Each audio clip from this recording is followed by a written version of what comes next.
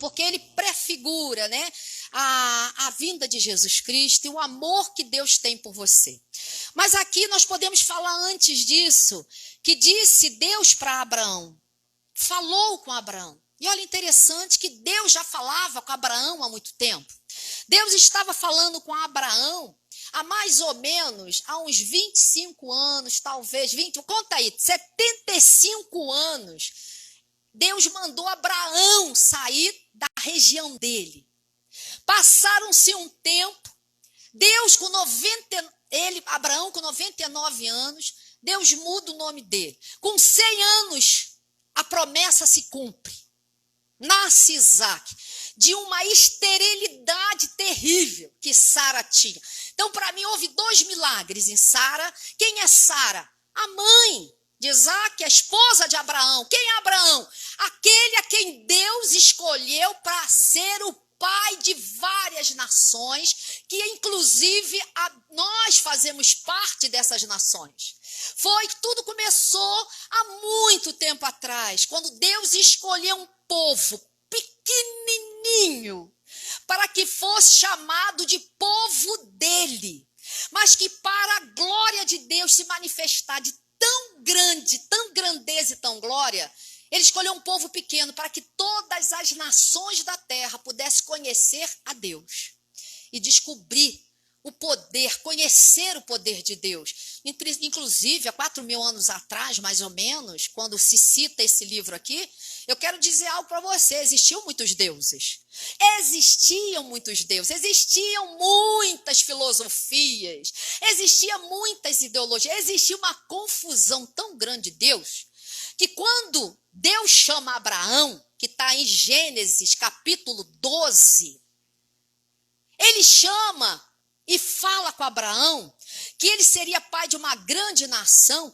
Abraão veio também de um povo extremamente idólatra, de um povo cheio de deuses. E muitas vezes nós também estamos dentro desse patamar de muitas idolatrias, muitas ideologias no nosso coração, muitas crenças e falsas crenças dentro do nosso coração. Por conta de quê? De legados, muitas vezes, inclusive de família. Muitas coisas a gente aprende porque a gente aprendeu na família, ou a gente aprendeu através dessa geração familiar, dessa sociedade, dessas culturas que acontecem no mundo até hoje. As coisas mudam, irmão. Engraçado que as coisas mudam tanto, que não muda, elas mudam, no caso, os nomes, mas o fundamento são sempre os mesmos. O gnosticismo não cria em Deus dessa forma e nem Jesus, não acreditava. E qual é o nome que se dá para isso hoje?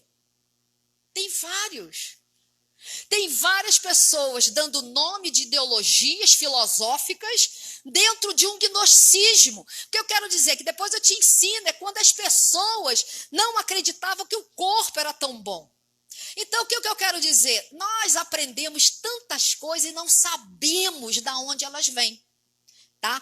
Então, o que a gente precisa fazer é ter fé. Então, o que a gente precisa é crer em Deus, naquele Deus que está sendo apresentado para você dentro do cristianismo, naquele Jesus que tem sido falado dentro do cristianismo, porque se você está dentro de uma igreja evangélica, se você está ouvindo uma mensagem evangélica, você está ouvindo as boas novas, você está ouvindo algo que significa o seguinte: não é coisa velha, mesmo que tenha sido antiga. Ela foi criada há 2.000 anos atrás, as boas novas, por Jesus, mas já se falava de Jesus há 4.000 anos atrás, através dos profetas. O que eu quero dizer para você, que pode ser antigo, mas o que a gente crê hoje é tão novo quanto foi no início de tudo. Você tem que crer que aquele Deus que existe ainda é o mesmo Deus, que pode te chamar de um lugar e te afirmar em outro lugar e ter a mão dele sobre você. Aí você tem que entender, você tem que confiar em Deus, você tem que confiar no Senhor Jesus. É interessante que Deus, olha o título de Gênesis capítulo 22, 1. Antes do 1 diz: Deus prova Abraão. Deus provou Abraão como?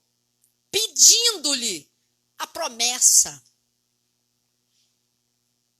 Deus tem te dado promessas, porque a palavra em si já é uma promessa.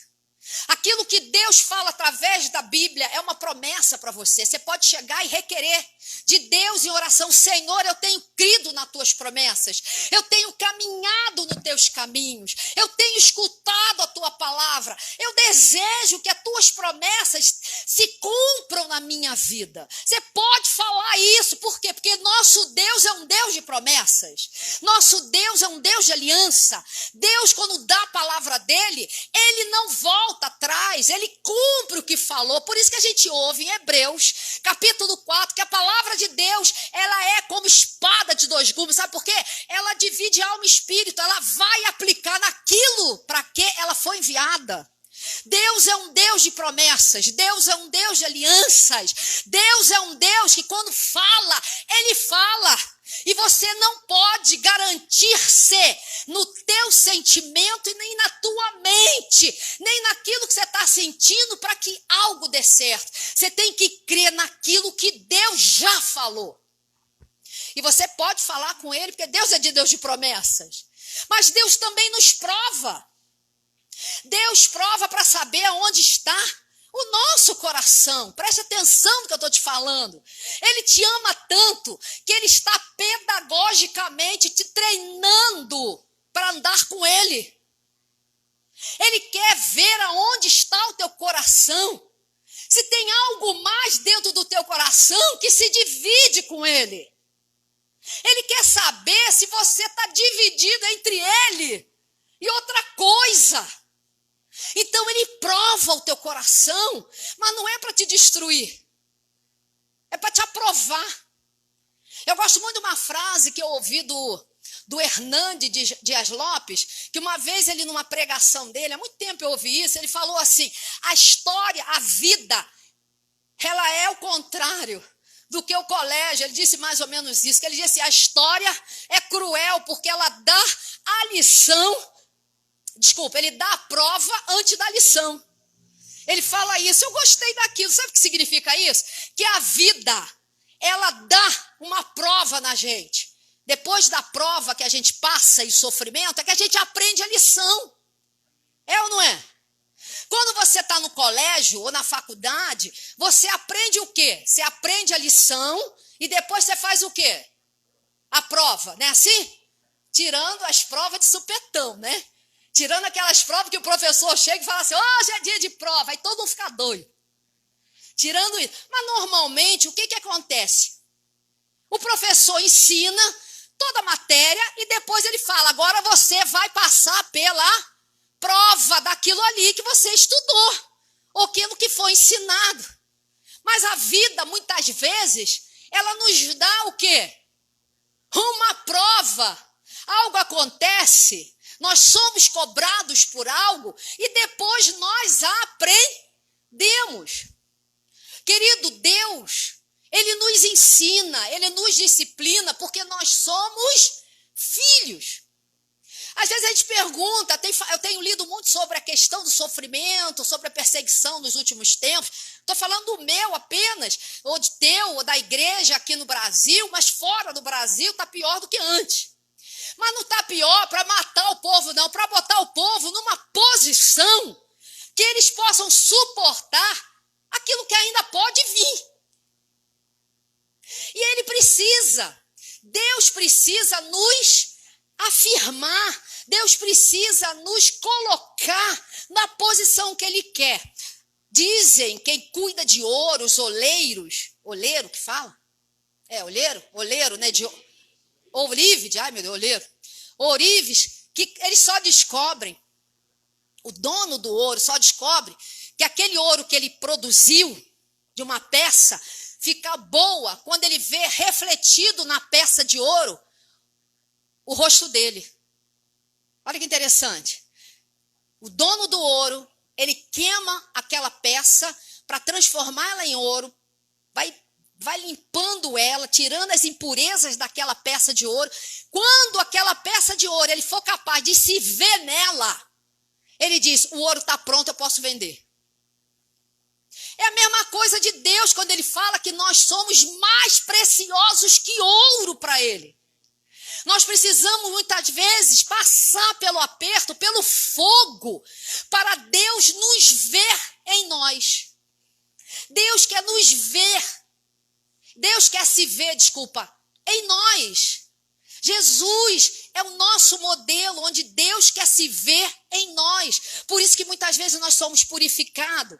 E o texto diz aqui claramente no capítulo 22, que Deus pôs à prova Abraão, verso 1, e lhe disse: Abraão. E este lhe respondeu: eis-me aqui. Queridos, Deus só dá prova para quem tem promessa. Deus não pode dar prova para quem ele não tem promessa. Por quê? Porque ele não pode disciplinar quem não é filho.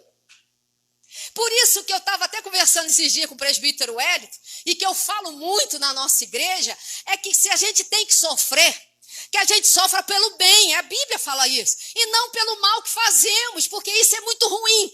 Mesmo assim, quando nós fazemos coisas erradas, Deus nos acerta para o quê? Nos colocar novamente. Porque Deus não desiste de vaso. Deus não joga fora vaso, irmão. Deus quebra, amassa e faz de novo. Você pode ter uma coisa no teu coração. Romanos 8 diz que tudo coopera para o bem daqueles que amam a Deus e andam segundo os seus propósitos. Então, se você ama a Deus, o mal que está ocorrendo vai cooperar para o teu bem.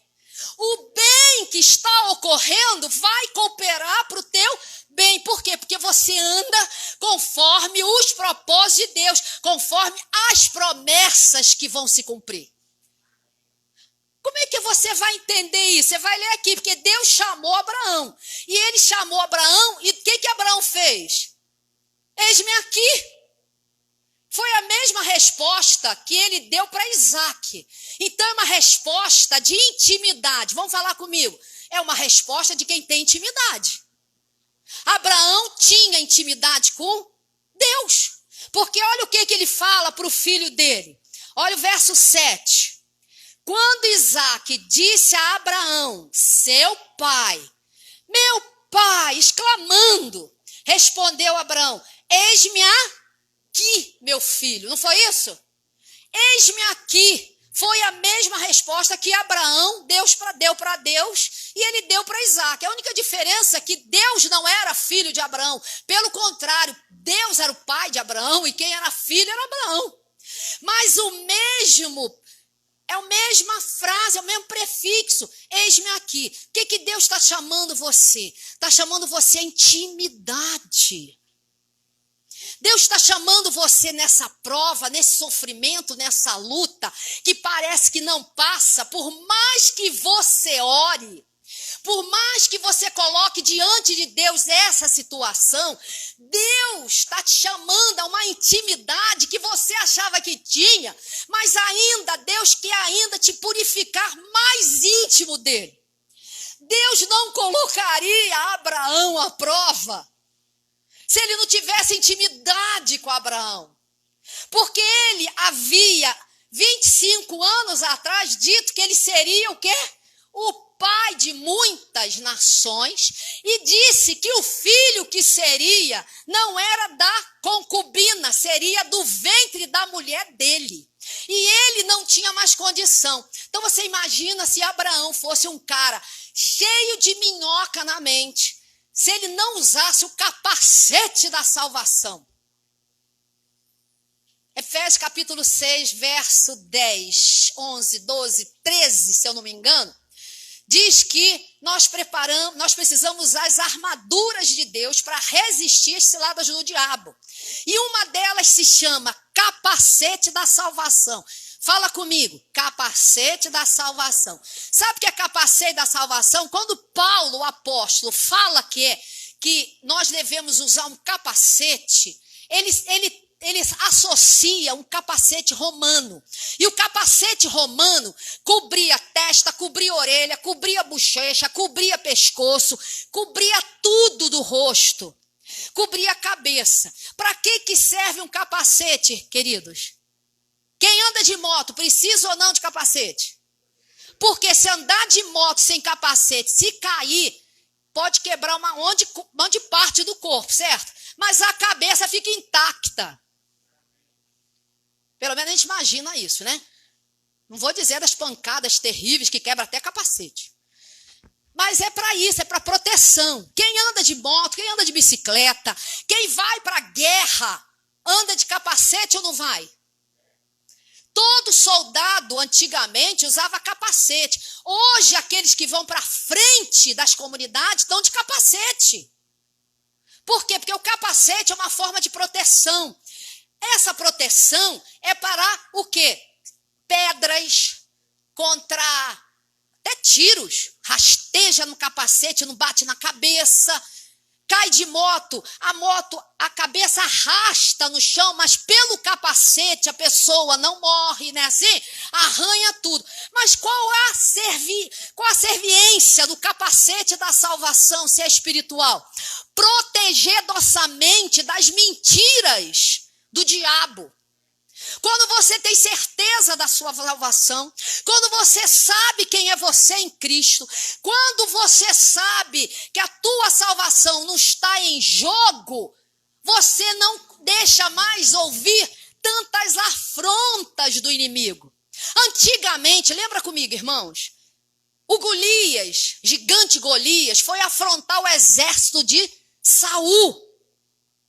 Está em Samuel. Exército de Saul. O que ele estava fazendo? Estava jogando setas. Como? Pelas palavras. Ô seus fracos, medrosos. Não é isso que o inimigo lança na tua mente, nos teus pensamentos, para intimidar você? Você não vai conseguir, você é uma fracota, você é um fracote, você não vai conseguir vencer, você nunca vai sair desse trabalho, você nunca vai crescer no teu ministério, você nunca vai resolver esse problema, porque ele é mais difícil que você. O que é o nome disso, gente, que Paulo dá? Setas inflamadas do maligno. O que eu preciso para me defender numa guerra espiritual? Colocar certeza da salvação, colocar a salvação na minha vida e levantar um escudo chamado fé. E eu preciso, muitas vezes, do escudo, não o escudo somente meu, mas o escudo de outras pessoas comigo, para que essas pessoas gerem fé na minha vida. Por isso que é muito difícil você vencer algo sozinho. Pode vencer, porque Deus é contigo. Mas se você chamar outras pessoas para levantar o escudo da fé a teu favor, que significa te orientar, te levantar, te desafiar a continuar, não deixar você desistir, é que nem um escudo de fé. Porque quando o apóstolo Paulo pensa de escudo da fé, ele não está pensando no escudo pequenininho. Preste atenção no que eu estou falando, irmão. Isso é espiritual. Ele não pensa. Ele está olhando um soldado romano e dizendo que o que você precisa é aumentar a tua fé e ter paciência, porque o escudo é imenso. O escudo, ele cobre tudo. Ele cobre o corpo todo e o capacete da salvação, ele vai te proteger das setas. Que setas? Pensamentos negativos. Por isso que o apóstolo Paulo fala em Filipenses 4, verso 8, que você tem que se encher da tua mente de coisas boas, coisas positivas, coisas de valor e honra. Coisas que levam você a um patamar de ética e dignidade muito maior do que o mundo. O que ele diz em Filipenses 4:8? Tudo que é perfeito, ética, tudo que é puro. O que ele está falando com isso? Moralmente extremamente bom. O que mais que ele fala? Tudo que é ético, tudo que é limpo, tudo que é puro, tudo que é de boa fama. Quer dizer, não se contamine com bobagens na mente. Não fica muito tempo murmurando, guardando coisas. Por quê? Porque a tua mente vai ser contaminada. Então ele fala, coloca a proteção na tua mente, para que a tua mente não permita mais que entre setas. Só que não é algo de um dia para o outro, é? Não. Então, por isso que a gente tem que se armar todo dia. Você imagina, voltando para o contexto de Abraão, se Abraão fosse um cara que tivesse com muita minhoca na mente, se Abraão fosse um cara que estava em depressão ou era um cara pessimista. Você imagina Abraão ouvindo Deus chamar, se ele não fosse um cara treinado em Deus para pensar o melhor de Deus. Porque nós somos, sim, irmãos, atacados muitas vezes a duvidar do próprio Deus. Se é ele que está junto, se é ele que está fazendo, se é para aquela curva, se é para outra curva, se é para levantar algo, se é para derrubar algo, tudo nós estamos em dúvida. E muitas vezes a gente culpa Deus e diz, Deus não me falou. Então, você imagina, se Abraão tivesse com a cabeça em outro lugar que não fosse Deus, se Abraão tivesse com outras idolatrias que não fosse Deus, se Abraão tivesse fazendo coisas que não deveriam, ao invés de ficar com Deus, quando Deus chegasse para ele, chamasse ele, primeiro, ele não ouviria quem? Deus. Se a minha mente, vou falar algo muito sério, que não estou falando aqui, mas se a minha mente está cheia de pornografia, se a minha mente está cheia de incredulidade, se a minha mente tem sido alimentada por outros deuses, por outras coisas, ou até por situações que eu deixei alimentar medos, preocupações, se Abraão tivesse assim, talvez ele não ouvisse a voz de Deus. Talvez ele não falasse com Deus com tanta intimidade. Talvez ele falasse, quem está falando comigo? Ele ouviu. Por quê? Porque a voz de Deus é inesquecível. Quando a gente alimenta a Deus, a gente ouve a voz de Deus. Porque naturalmente a nossa humanidade nos confunde. O pecado na terra nos confunde. A forma de legado do passado, de tristezas e ofensas do passado, elas infelizmente atrapalham as pessoas hoje. E se eu alimentar meu passado, as ofensas, as mágoas, a murmuração ou o pecado passado, quando Deus me chamar, eu não vou conhecer a voz dele, eu posso achar que é outra voz. Porque nós estamos cheios de vozes falando. Quem está entendendo o que eu estou falando? Nós temos vozes da televisão, nós temos vozes de amigos, nós temos vozes de pessoa no trabalho, nós temos vozes da nossa própria consciência, nós temos vozes da própria memória do passado, nós temos vozes o tempo inteiro na mente. Por isso que nós vemos uma luta desigual, porque nós estamos muitas vezes com a nossa mente acelerada. Eu estou também às vezes, não o tempo inteiro, senão eu morro, mas de vez em quando eu estou, e por causa disso é confundido nossas respostas e atitudes e escolhas. Abraão estava ouvindo a voz de Deus, e Abraão tinha uma certeza, a promessa vai se cumprir a despeito do que há na terra. Abraão acreditou em Deus. Abraão, a despeito dos sofrimentos, é isso que a gente tem que aprender, que o sofrimento não é para matar. O sofrimento é pedagógico, é para nos disciplinar, para nos ensinar, porque ele só ensina filho que ama. Amém, gente? A palavra de Deus, eu vou te mostrar logo isso. Diz que Abraão chamou, mas graças ao próprio Deus, ele ouviu. E quando ele ouviu, você ouvir a voz de Deus, minha irmã, você tem que responder. Quando, meu irmão, você ouvir a voz de Deus, mesmo que você não queira, responda. Responda. Não tenha medo de responder. Abraão não era o homem mais corajoso da face da terra. Diz, inclusive, que Abraão era extremamente tímido. Mas ele foi chamado de amigo de Deus. Por quê? Porque Deus não avalia a nossa personalidade externa. Ele avalia o nosso coração, o nosso desejo. E é maravilhoso saber desse Deus. E é interessante que aí ele toma e fala para Abraão, pega teu filho e oferece ele em holocausto. Você sabe o que Deus chegou para Abraão? Mata a tua promessa. Mata a promessa que eu te dei. Ali Abraão estava sendo testado. Se o coração dele estava na promessa, no cargo, se Abraão estava vivendo através do ministério, de que seria um grande homem e líder de muita gente, ou ele realmente amava Deus. Se me lembra, eu já contei 50 milhões de vezes para algumas pessoas que eu já fui de uma primeira igreja, essa é a segunda que eu sou, mas na primeira eu era líder e eu estava na escola, tinha uma classe para ser diáconos. Você sabia que tinha uma classe em algumas igrejas? Na nossa igreja também. Tem classe para ser diáconos. E eu estava na classe para ser diaconisa e diácono. Mas eu é que fazia tudo. Sabe aquela coisa de igreja naquele tempo? Que é igual a todo lugar, né? Que um faz tudo. Que 3 faz o trabalho de 10. Ô, irmão, é verdade. Você vai ver que é verdade. Por isso que eu estou te chamando para servir a Deus. E dentro do local onde você congrega, amém?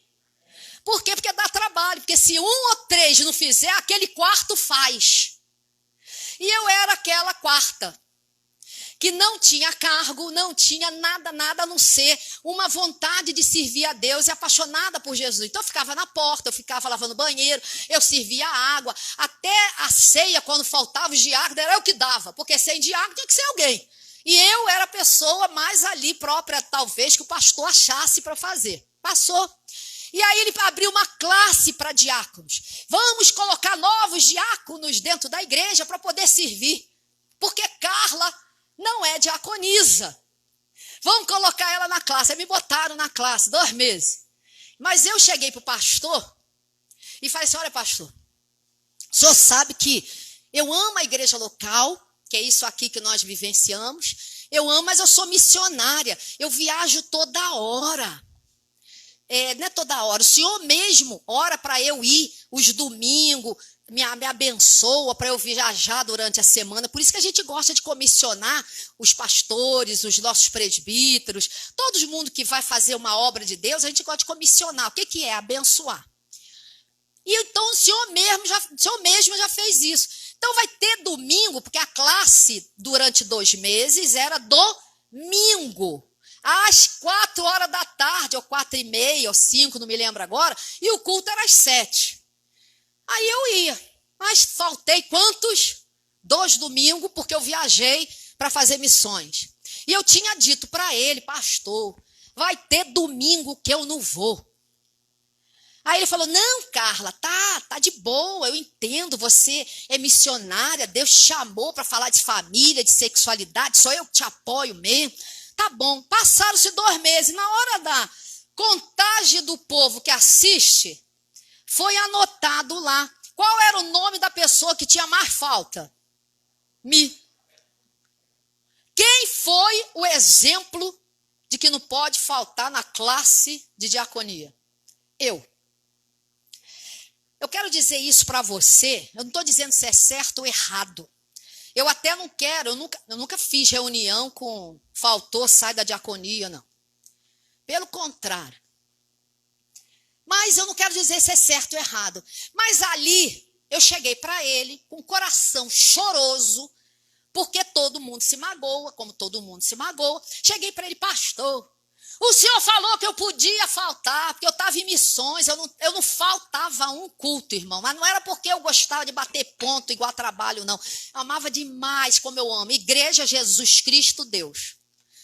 E eu não faltava, por bel prazer, não. Só se estivesse doente ou viajando. E aí, eu falei, eu nunca faltei, igual aquela pessoa que requer mesmo. Senhor, eu nunca faltei, pastor. Como é que o senhor me põe agora de exemplo? Porque ele me pôs de exemplo dentro de uma comunidade onde via muita gente que faltou e que não cumpria, e que não ia, que não fazia, acontecia. Aí eu chorei com ele, falei, puxa, pastor, você me botou como exemplo? Botei, Carla. Sabe por quê? Porque você não vai ser diaconisa, você vai ser muito mais do que isso. Mas vá, tudo bem entendendo, mas vai lá e falar isso para o nosso coração. Mas eu estava sendo o quê? Amadurecida no sofrimento. Fala uma pessoa que está ao teu lado, deixa de ser bebê, amadurece, cresce no sofrimento. Deus está falando com você, é no sofrimento, irmão. Deus não vai falar na festa, porque na festa está tudo bem, você não vai dar ouvido, é ou não é, irmão? Quem está em festa, está ouvindo alguém falar algo sério? Você está em festa, quer conversar, bater papo, curtir, mas lá no enterro, lá na tristeza, você não para buscar? O que Isaías diz? O profeta Isaías diz, na angústia me buscarão. Deus conhece a nossa natureza porque Ele nos criou. Então Ele está te aperfeiçoando, afirmando, confirmando e fundamentando em amadurecimento. A fé que Deus quer que você tenha em Deus, nele, é uma fé de relacionamento, é uma fé de intimidade, é uma fé que você vai crer. Mas o nosso coração sofre, e o coração chorou, e foi para casa chorando. Não é porque eu sou igual a todo mundo, agora eu sou mais amadurecida, agora eu choro, enxugo logo, falo com Jesus, Ele me consola. Mas aí ele fala, estou dentro de casa, chego em casa, e vou chorar, Deus, você não me ama. Se você me amasse, Ele tinha visto que eu sou servidora tua. Olha só como é que a gente é, né? Eu sirvo, eu ando para lá e para cá. Eu lavo banheiro, eu fico na porta, eu limpo o vidro. Pensou, já estou eu. Como que o senhor faz isso e eu não sou diaconisa? Não fui mesmo, né? O povo todo foi, menos eu. Aí o Deus fala, você está ouvindo minha voz, Eric? Deus fala, quando Ele fala e é fala de verdade. Porque quando Deus fala, é o próprio falando. Não tem como você duvidar ou rebater a voz do Espírito Santo dentro de você, a voz de Deus. E aí Ele falou, ô filha, você ama mais a mim ou o cargo? Você ama mais a mim ou a obra? Eu falei, caí de joelho chorando. Eu falei, entendi tudo. Naquele dia, quando Deus fala, irmão, seca nossas lágrimas, porque entende-se. E ali Deus começou a falar, não é o que você tem, sou eu. É comigo. E a partir daquele dia eu me tornei uma menina, né? Eu era uma jovem, mais madura, mais entendida das coisas de Deus, mais suportante, menos frágil. Porque você me olha assim forte, você deve falar assim, a pastora é dura, sempre foi dura. Nada, irmão, quem me conhece sabe que eu chorava a benção. Eu chorava por tudo, falava comigo, eu chorava demais. Eu chorava, não fazia nada, ninguém acredita. Deus me fortaleceu, sabe por quê? Para servir você. Deus não me fortaleceu para mim, não, irmão. Só que quem ganhou fui eu. Quando você é fortalecido para servir a Deus e a servir as pessoas, você que ganha, porque você ganha uma intimidade com Deus. Você passa a escutar a voz de Deus na confusão. Porque quando você erra, a pior coisa que tem é você pecar contra Deus. Em primeiro lugar, e pecar contra aqueles que Ele ama. E eu aprendi e continuo aprendendo. Sabe por quê?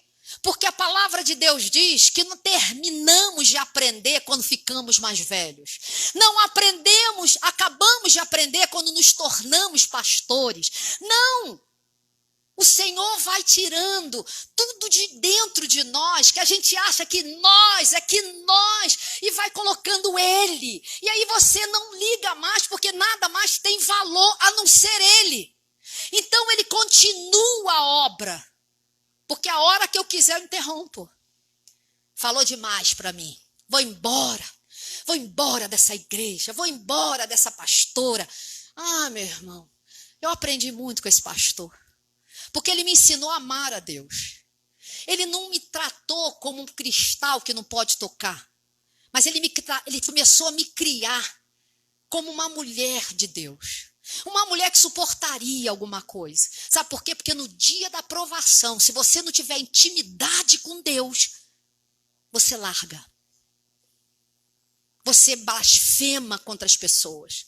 Você murmura contra as pessoas. Você larga Deus. E aqui Paulo, o texto de Gênesis está mostrando que Deus falou com Abraão, me dá a tua promessa.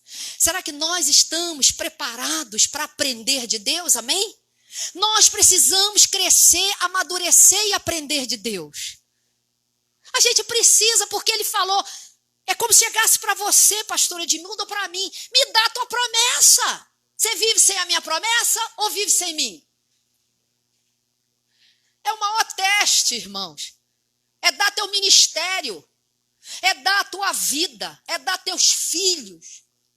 Só que Abraão tinha tanta intimidade com Deus, mas isso não tirava dele o sofrimento, pelo contrário, ele devia sofrer. Não pense que Abraão não sofria como nós não sofremos, nós sofremos também. Que ele falou para os servos dele o quê? Olha comigo.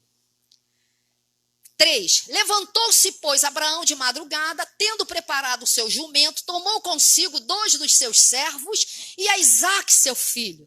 E continuou andando. Aí no verso 5. Então disse a seus servos, logo depois que chegaram no lugar, esperai aqui com o jumento. Eu e o rapaz iremos até lá. E havendo adorado, o que ele falou? Voltaremos para junto de vós. Mas vem cá, Abraão era tonto? Abraão não tinha escutado direito que Deus falou? Deus falou para entregar o Isaque dele. Deus falou para entregar a promessa dele, o ministério dele, a família dele, tudo que era importante. E sabe o que ele sabia de Deus? Que Deus era compassivo, amoroso e misericordioso, que Deus não ia tomar nada dele. Quando nós conhecemos a Deus, os princípios de Deus, a palavra de Deus, nós somos capazes de entregar, sabe por quê? Porque a gente não vive sem Deus. E a gente sabe que a bondade de Deus e a misericórdia do Senhor jamais se afastarão dele, comigo e ele. Eu imagino Abraão falando, eu sei que Deus é capaz de me pedir, mas eu também sei que eu posso voltar com a minha promessa de volta. Aí você tem que entender. Às vezes a gente coloca coisas no nosso coração que são maiores do que o próprio Deus. Talvez o trabalho, talvez o egoísmo, né? Talvez seja o orgulho, a briga. A gente coloca acima de Deus a vaidade. Quando Deus quer nos afinar. Quando Deus quer nos preparar para coisas muito maiores. E Ele não pode botar crianças na fé em posições grandes. Pode, irmãos? Você está preparado. Você que é vendedor de loja, mas não se preparou para ser gerente, não se preparou para ser dono, você acha que você pode ser dono? Por quê? Porque ser dono é sofrer. É passar noites acordado para ver se o crédito foi maior do que o quê? O débito. Se as compras vai dar lucro. A gente passa, eu fui dona de um mercadinho, eu sei o que era acordar 3 horas da manhã, ir para o Ceasa, para estar lá às 4, para pegar fruta fresca, legume fresco, e eu era filhinha de papai. Mas que resolvi trabalhar. Foi duro acordar de madrugada. Foi duro trabalhar, mas eu queria fazer aquilo. Deus, Ele quer nos aperfeiçoar. Por conta disso, eu me tornei uma boa administradora. E nunca fiz administração. Eu quero dizer para você, irmãos, que Deus está te colocando, está deixando eu e você passar por muitas coisas para a gente sair melhor do que já somos. Porque às vezes até a gente acha que a gente é superior a alguém. Só porque oramos mais, porque brigamos menos, porque aguentamos a boca fechada, não é? Aí a gente acha que o outro é pior porque solta, mas na hora da provação, você sabe que Deus olha para ele? E às vezes não olha para a gente? É um mistério, deixa Deus. Por isso que a intimidade com Deus é importante. Ele deixou o cara lá e falou, eu vou voltar. E ele levou. Você sabia, olha só o que diz aqui, verso 9. Chegaram ao lugar que Deus havia designado. E ali edificou Abraão um altar sobre ele. Dispôs a lenha, amarrou Isaque, seu filho, e o deitou no altar, em cima da lenha. E ele estendeu a mão, olha para mim, irmão, a mão. Não vou jogar nada no chão hoje, Júlia não está aqui. Cadê Júlia? Não está hoje não, né? Ô, Júlia! Ô, mas não vamos fazer nada não. Ele levantou a mão, facão, e ele ia lançar o facão sobre Isaque. Mas Deus falou, Abraão, não faça isso. Quando nós entregamos o nosso Isaque, quando nós entregamos aquilo que é mais importante para Deus, para nós, entregamos para Deus, Ele nos traz de volta, porque Ele está provando aonde está o nosso coração. Sabe por quê? Porque Deus não tem prazer na morte de ninguém. Deus não teria o prazer na morte de Isaque. Deus não tem prazer na sua morte. Deus não tem prazer na morte de ninguém que você ama. Deus ama teus filhos, tua família e tudo que é teu. E tudo que é teu, se você consegue ver que foi Ele que deu, Ele ama aquilo. Ele ama tudo que você tem. Ele ama a tua família. Porque, na verdade, foi Ele que te deu, irmão.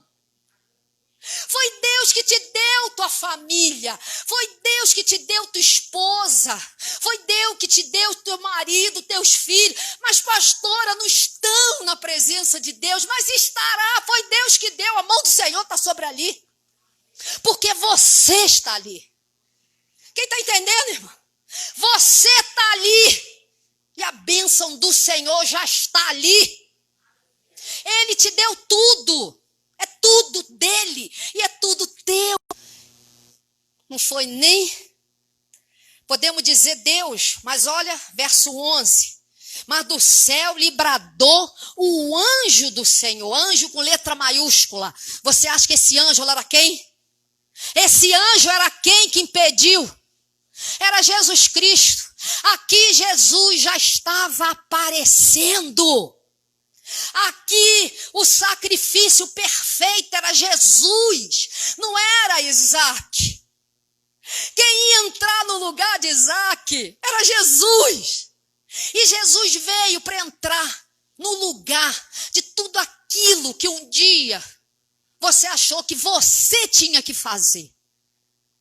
É Jesus, esse anjo com letra maiúscula. O anjo do Senhor disse, Abraão, Abraão. E ele novamente falou, eis-me aqui.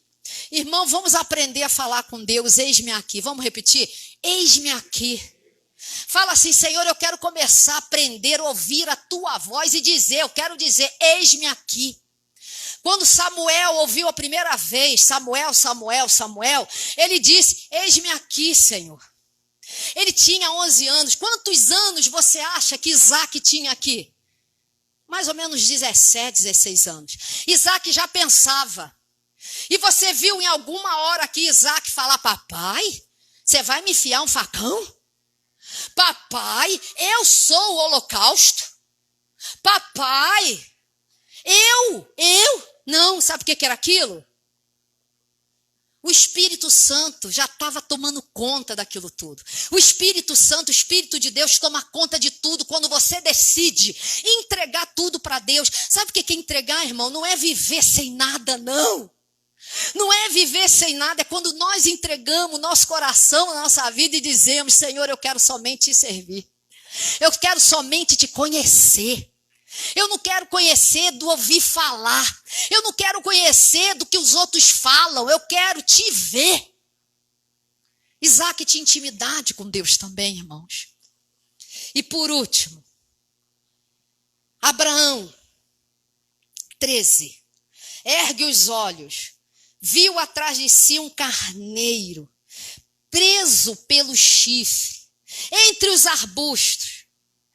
Quando a gente crê no Senhor, quando a gente ouve o que Deus está falando, quando a gente renova a nossa fé em Deus, quando nós entregamos tudo, inclusive aquilo que Ele já falou, a nossa promessa, Deus começa a abrir nossos olhos. E quando Ele começa a abrir nossos olhos, nós passamos a ver. Porque Abraão subiu ali com Isaac e não viu nada. Mas quando Deus falou com ele: deixa, porque eu não quero o que lhe é mais importante, eu quero só o teu coração. Abraão abriu os olhos e viu que tinha um carneiro para o holocausto, em lugar do seu filho. E pôs Abraão o nome daquele lugar: o Senhor proverá. Sabe o que significa o Senhor proverá?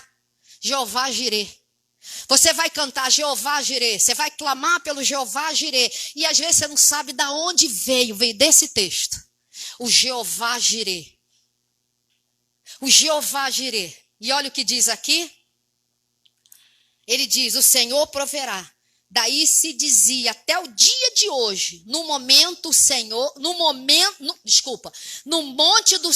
se proverá. Verso 15. Então do céu bradou pela segunda vez o anjo do Senhor, que podemos dizer que é Jesus Cristo, um anjo muito especial, e disse: jurei por mim mesmo, diz o Senhor, porquanto fizeste isso, e não me negaste o teu único filho, que deveras te abençoarei, e certamente multiplicarei a sua descendência como as estrelas dos céus, e como a areia na praia do mar. A tua descendência possuirá a cidade dos seus inimigos nela. Serão benditas todas as nações da terra, porquanto obedeceste a minha voz. Irmão, aqui a gente aprende tanta coisa, que quando a gente entrega para Deus a nossa vida, tudo que temos, tudo que desejamos, paramos de ouvir as vozes, a gente começa a conhecer Jesus Cristo, porque quem nos apresenta Jesus é Deus. Jesus é apresentado por Deus a você. Então, quando nós começamos a orar a Deus, obedecer a Deus, viver por Deus e não nos acharmos melhor do que ninguém, nós já estamos no ponto certo para Deus cumprir aquilo que Ele tem na nossa vida. E o tempo é dele. Você imagina Ele falando. Imagina Deus falando para Abraão: Abraão, sabe aquela promessa que eu te dei? Se cumprirá. O que Deus está falando para você? Deus vai cumprir. Vamos servir a Ele. Vamos viver com Ele. Quem entregar a Deus o filho era Isaac? Você acha que Deus precisava de Isaac, pastor? Nunca Deus precisaria de um garoto, de uma promessa para queimar e fazer holocausto. Deus estava ensinando a Abraão, ensinando a mim e a você, que tem um que entra no lugar meu e teu, no lugar de Isaac, para que nós possamos ser abençoados. Nós já fomos mais do que abençoados em Jesus Cristo. Abre comigo para terminar, para a gente tomar ceia junto. Romanos, capítulo 5. Olha o que diz Paulo no livro de Romanos, capítulo 5. É um texto lindo, você vai ver Isaac aqui. Porque ele diz: mas Deus, capítulo 5, capítulo 5, verso 7. Dificilmente alguém morreria por um justo, pois poderá ser que pelo bom alguém se anime a morrer. Mas Deus, verso 8, prova o seu próprio amor para conosco, pelo fato de ter Cristo morrido por nós, sendo ainda nós pecadores. Queridos, verso 10, porque se nós, quando inimigos, não entendíamos quem era Deus e não entendemos ainda muita coisa, fomos reconciliados com Deus, mediante a morte do seu Filho, muito mais ainda, estando já reconciliados, seremos salvos pela sua vida. O que está te dizendo aqui? Que Deus nunca precisaria de Isaac, mas ele estava... O Velho Testamento é um espelho do Novo Testamento. O Velho Testamento ensina a obediência, o amor a Deus. Quando a gente chega no Novo Testamento, é cumprido isso em Jesus Cristo. Porque Deus deu o Filho dele. Para quê? Para que eu e você não precisamos dar mais nada. A única coisa que Deus quer que você dê é teu coração. É que você ouça a palavra da pregação. Que você creia e entenda que a maior bênção vem dessa, a grande aliança que Deus fez em Jesus Cristo. Essa é a grande aliança, que nos mantém vivos, que nos mantém fortes. Essa aliança da salvação, essa aliança de Deus que foi feita em Jesus Cristo. Por isso que nós podemos tomar a ceia hoje. Isaac prefigurou Jesus, chamar os diáconos aqui. Isaac prefigurou. E é interessante que se você olhar em 1 Coríntios 10, 13, você vai ver que a provação é humana. Preste atenção, irmãos. A tentação, 1 Coríntios 10, 13, ela é humana. E Deus é fiel para te dar o escape e prover o escape. Sabe o que era prover o escape? Ele vai prover um carneiro, ele vai prover, hoje não é mais um carneiro, mas ele vai prover a tua bênção, ele vai retirar, ele vai fazer algo acontecer, porque você está ligado com ele. Porque o que você tem é humano, todo mundo passa. É isso que Deus está falando, é humano. Não é você, é humano.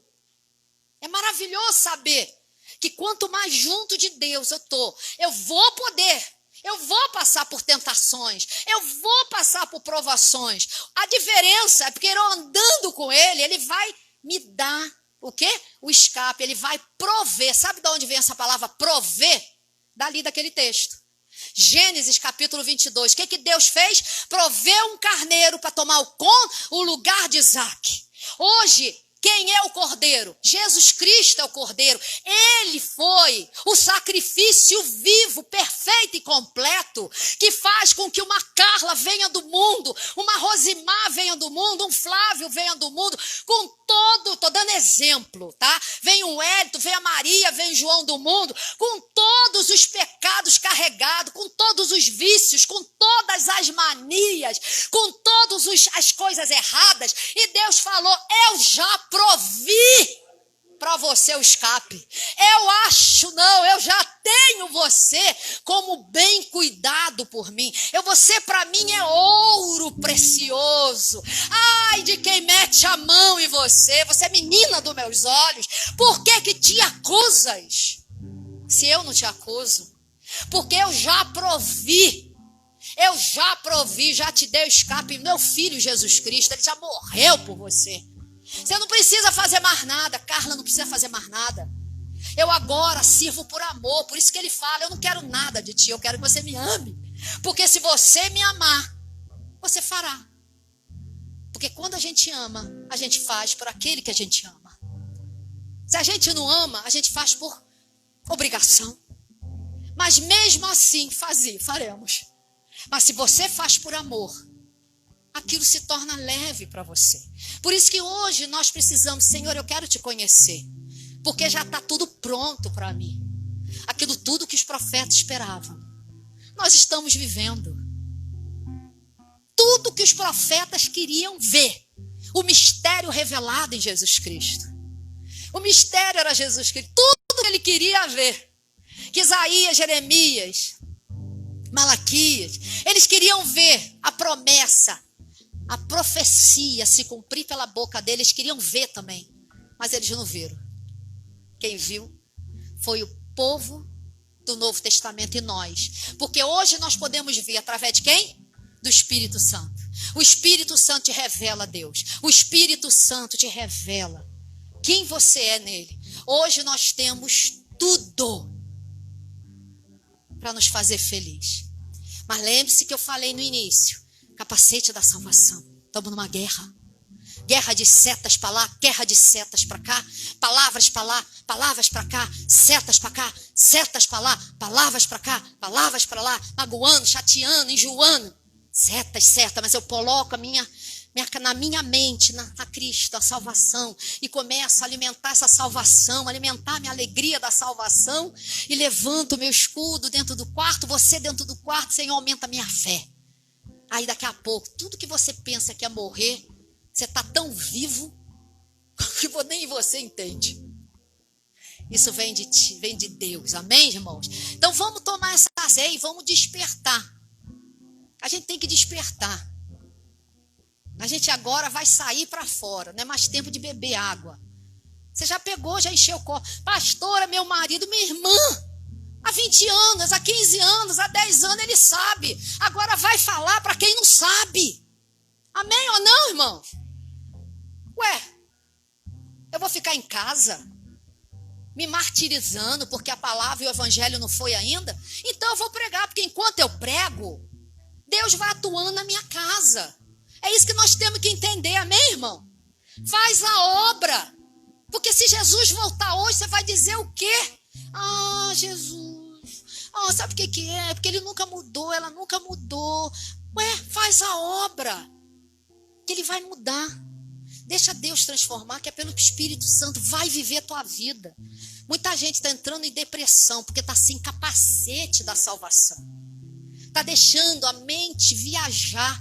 Lembre-se, se Abraão não tivesse vida com Deus, você acha que Abraão ouviria me dar teu filho com a maior facilidade da Bíblia? Hã? Nunca! Mas ele cria na promessa. Volte a crer na promessa. Lembra-te da promessa. Traga à memória o que te dá esperança e permanece. Amém? Promessa, irmão. Porque promessa já é propósito cumprido. Amém? Vamos orar? Vamos distribuir aqui. Queria que você se levantasse. Desperta aí, gente. Abraça. Abraça não pode, mas dá uma obrigada. Dá uma levantada nos braços, estica aí para a direita e para a esquerda, que não deve ser mole, né, irmão? Ficar sentado na igreja 1 hora, mas no cinema deve ser mais confortável, 2h30. Desculpa, mas eu tenho que falar. Vem cá, o que é melhor, cinema ou igreja? Hã? Fala, Rosimar. Ah, obrigada.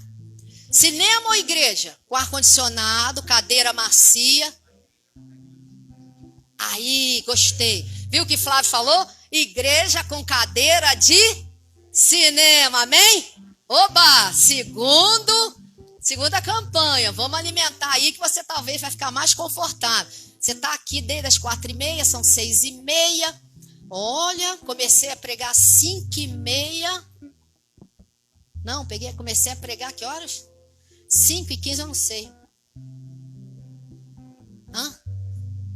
5h15? Tá bom, então. 1h40, que delícia. Não, 1h40 não, 1h15, né? Tá bom, tá bom. Olha, eu vou para ver aqueles falsos heróis, Marvels. Nada contra os Marvels, tá? Fique bem claro. Fico 2h30. E olha, quando acaba eu quero mais. Por que não passa logo o capítulo 2? Sabe por quê, irmãos? Porque ainda não está alimentando o nosso coração o que deveria. Quando alimenta o nosso coração, a gente tem vontade de ouvir a palavra de Deus. Então vamos orar por isso, para que a gente possa alimentar o nosso coração.